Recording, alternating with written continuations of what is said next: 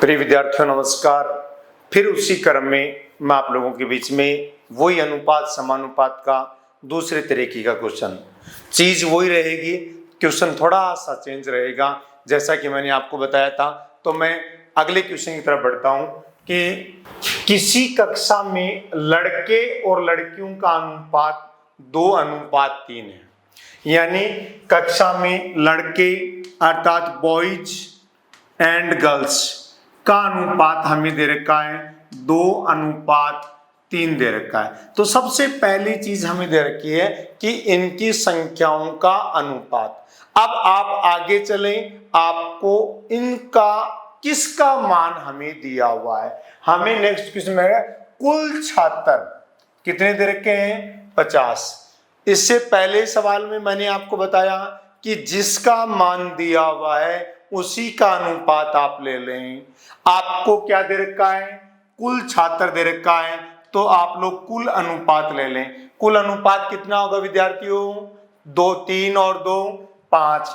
अर्थात हमारे पास ये आता है कि 5 अनुपातों का मान हमें दे रखा है 50। अब हमें क्या करना है, एक अनुपात का मान ज्ञात करना है। तो जब 5 अनुपातों का मान 50 है तो एक अनुपात का मान क्या होगा, 50/5 अर्थात कितना आया 10। अब आप ये देखो, आपको पूछा क्या जा रहा है, आपको पूछा जा रहा है लड़कियों की संख्या क्या होगी। तो आप एक बार बताओ, सबसे पहली चीज यहाँ पे देखो कि गर्ल्स का रेशियो क्या है, अनुपात क्या है। अनुपात कितना बेटा 3। हमने पता कर लिया कि एक अनुपात का मान कितना है 10 है। तो बताओ 3 अनुपातों का मान कितना होगा, 10 गुणा 3 बराबर कितना आएगा 30।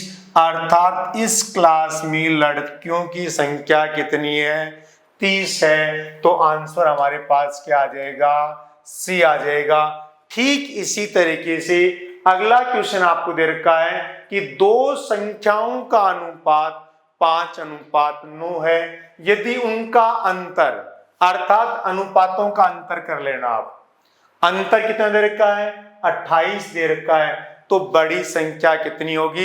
इस क्वेश्चन का जवाब आप कमेंट बॉक्स में आप जरूर करके देना।